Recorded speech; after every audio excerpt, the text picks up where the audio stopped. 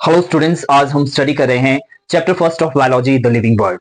सबसे पहले हम बेसिक कैरेक्टरिस्टिक्स, जो लिविंग ऑर्गेनिज्म के बेसिक कैरेक्टर्स होते हैं, उन्हें स्टडी करेंगे। So let's start with the first characteristics of living organism और कैरेक्टरिस्टिक्स ऑफ लाइफ। सो इन कैरेक्टर्स के बेसिस पे हम ये डिस्कस करेंगे कि हाउ लिविंग ऑर्गेनिज्म जो होते हैं, जिन्हें सजीव वस्तुएं कहते हैं, वो निर्जीव वस्तुओं से कैसे डिफरेंट होती है। How living organisms are different from the non living organism और नॉन लिविंग थिंग्स।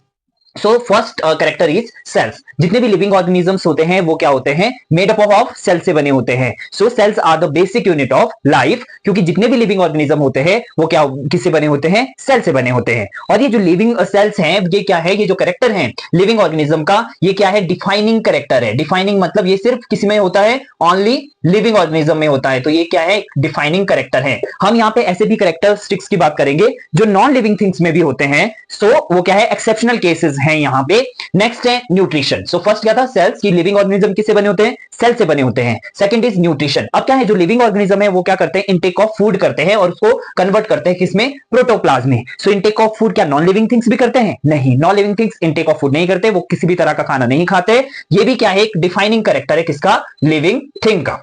बहुत इंपॉर्टेंट है। Next is respiration. रेस्पिरेशन क्या है? Breakdown of food substance to release energy. अब क्या है? रेस्पिरेशन सांस लेना। क्या लिविंग ऑर्गेनिज्म जो निर्जीव वस्तुएं होती है, क्या वो भी सांस लेती है? नहीं, वो सांस नहीं लेती। सो जो लिविंग ऑर्गेनिज्म है वो क्या करती है? ब्रेकडाउन ऑफ फूड सब्सटेंस का करती है और एनर्जी को रिलीज करती है। यहाँ पे लिविंग ऑर्गेनिज्म में क्या होता है कि जो हम खाना लेते हैं उससे हमें क्या मिलता है? ग्लूकोज C6H12 and O6 मिलता है। When it combines with the oxygen, then what will be form? It forms CO2, carbon dioxide, water, H2O and energy. हमें क्या मिलती है? फिर उससे एनर्जी मिलती है।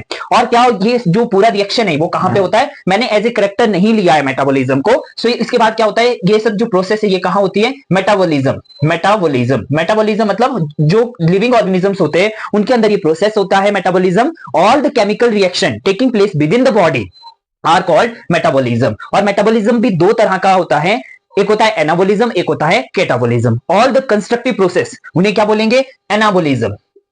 एनाबॉलिज्म। और जो जितनी भी डिस्ट्रक्टिव प्रोसेस होती है, तोड़ने वाली जो क्रियाएं होती है हमारी बॉडी के अंदर, उसे बोला जाता है कैटाबॉलिज्म। कैटाबॉलिज्म। सो क्या होएगा? ग्लूकोज और ऑक्सीजन आपस में कंबाइन होंगे और वो क्या बनाएंगे? कार्बन डाइऑक्साइड, वाटर एंड हमें क्या देंगे? एनर्जी देंगे हमारी बॉडी को। तो ये केमिकल रिएक्शन कहां हो रही है? हमारी बॉडी के अंदर हो रही है और इसे क्या कहा जाता है? मेटाबॉलिज्म कहा जाता है, which is again two types, anabolism and catabolism.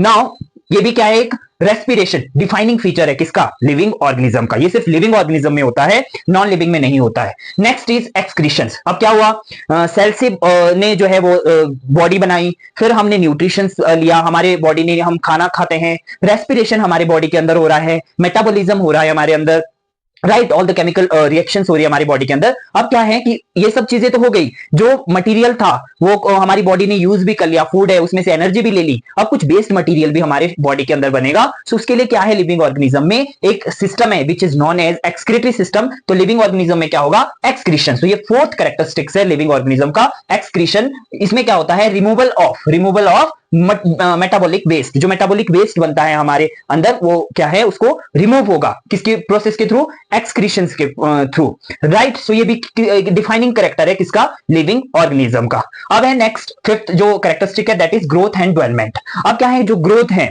जो लिविंग ऑर्गेनिज्म है उनकी बॉडी में सेल से बनी होती है, सेल्स डिवाइड होते हैं और सेल से टिश्यू बनते हैं, फिर टिश्यू से ऑर्गन बनते हैं, ऑर्गन से पूरा एक सिस्टम बनता है हमारी बॉडी का। इसको भी हम डिटेल में 8th चैप्टर है जो क्लास +1 बायोलॉजी का, उसमें हम डिटेल में इसको स्टडी करेंगे। So growth and development. Growth and development में क्या होगा? जो increase in mass and increase in number, these are the two twins character of growth में क्या क्या हो रहा है कि मास भी इंक्रीज हो रहा है और नंबर भी इंक्रीज बढ़ रहा है लिविंग ऑर्गेनिज्म का। एंड डेवलपमेंट में क्या है? Change in form and structure. जो बॉडी में की फॉर्म है और जो बॉडी का स्ट्रक्चर है वो चेंज हो रहा है। जैसे हम छोटे से बड़े हो गए और अब बहुत बड़े हो गए, राइट। सो फिर बूढ़े हो रहे हैं। सो ये क्या है? फॉर्म मतलब स्ट्रक्चर जो है और फॉर्म है हमारी बॉडी का वो चेंज हो रहा है। हम इसको लाइफ साइकिल ऑफ बटरफ्लाई के एग्जांपल से भी समझ सकते हैं। जैसे कि सबसे पहले एग से क्या बन रहे हैं? लार्वा, लार्वा से प्यूपा, प्यूपा से बटरफ्लाई बन रहा है। तो इसका फॉर्म एंड स्ट्रक्चर चेंज हो रहा है। अब जो ग्रोथ एंड डेवलपमेंट है, क्या ये डिफाइनिंग कैरेक्टर है? नहीं।